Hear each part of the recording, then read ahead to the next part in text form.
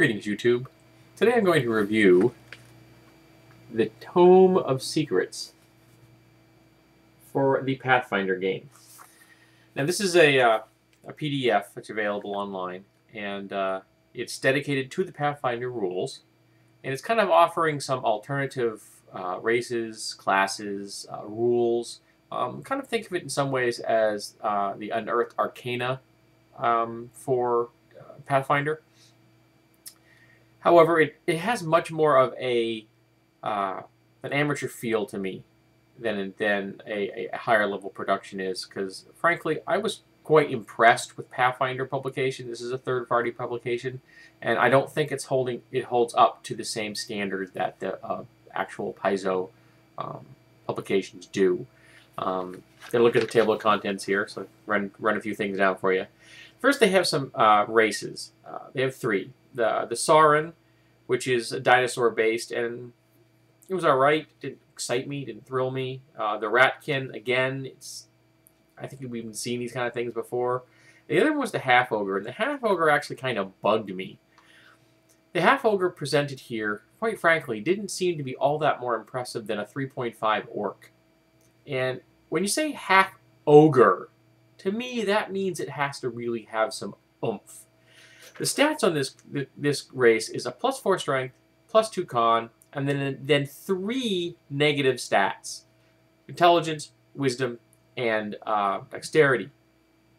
Now, that to me breaks the Pathfinder stat policy that you've seen in the Pathfinder hardcover, because in the Pathfinder game, humans and half-orcs get 1 +2 to a stat, no negatives. The other races get 2 +2s and 1 negative to balance it out. So you end up with a net bonus of +2. But the Half-Ogre ends up equal. +4 +2 is 6, and then 3 negatives, 6. Now, I know there are going to be people who say, oh, but a +4 is better than a +4 another stat, and I'm going to say absolute bull.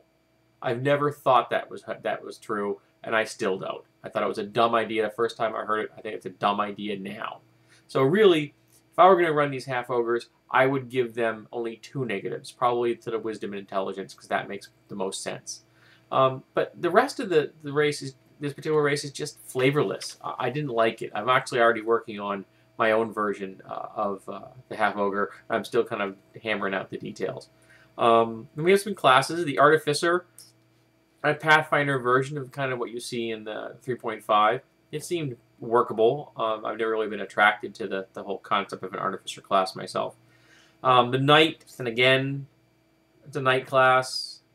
It does what it's supposed to do. Priest, a little more like the Cloistered Cleric kind of a concept. The Shaman, again, more nature-based.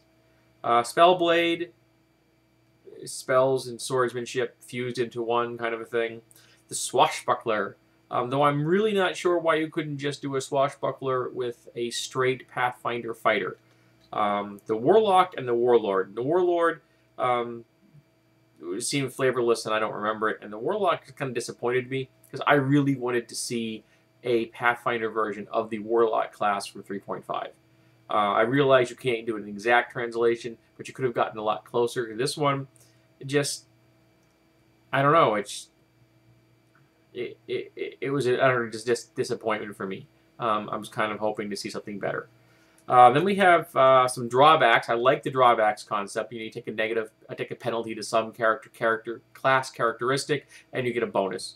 Occupations, I really like occupations. Gives you some background skills, some choices for feats at first level. I've always liked occupations, background information like that. So I was very much impressed with this article.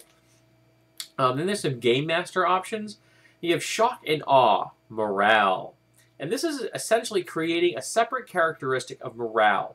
You lose morale points over time as morale is worn down. And after a combat over time, you can get these morale points back.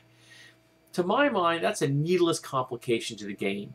Player characters should not have their morale undermined. Now, if you're under the effects of a fear spell or a fear-inducing power, okay, you lose your saving throw, you're affected by it. But under normal circumstances, I don't think player characters should have to worry about having their morale undermined. That's something that you do for non-player characters, for the grunts and the mooks of the world, and you just use a will save, and you just tack on a penalty based on how hurt they are or how many of their companions have fallen. You just kind of wing it, kind of a thing. But player characters, I don't think they should have their morale undermined. Some skillful stunts, kind of using skills in a different, in a more versatile way, which I kind of thought was good. Temporary enchantments, that didn't excite me a whole lot. I mean, we got scrolls, we got potions. You really need other forms of temporary enchantments? I don't think so. Hot Pursuit Chases. This is a really long article all about creating a mechanism for having realistic chases in the game, both on foot and in vehicles. And frankly, I thought it was an absolute waste of time. I'm sorry, I just didn't much like it. 1 million magic items. This is a good random lists of magic item traits that you can enroll on them and come up with literally a million different magic items. I thought that was kind of cool, especially if you're stuck for something. This is a good way of like loosen up the old blockage. Alchemical items, which is pretty good. Monster modification article, which is all right. Random adventure generator, that was also pretty good. And flintlocks and fantasy, which I thought was good as well. I'm a big fan of firearms in role-playing games, fantasy games. I always have been, so I liked how they handled it in there. And so I think that it was put forth in a way that was usable for the Pathfinder system. So I think this is a real mixed bag here. There are things in this I liked. There are things in this I didn't really ever have a need for, and a couple of things that I just flat out thought were bad. So if you are a Pathfinder fan, you might want to look into this product. If you're not a Pathfinder fan, skip it. It's just not going to be something that you're going to be interested in. Go out and find a copy of Unearthed Arcana or Monty Cook's Arcana Evolved.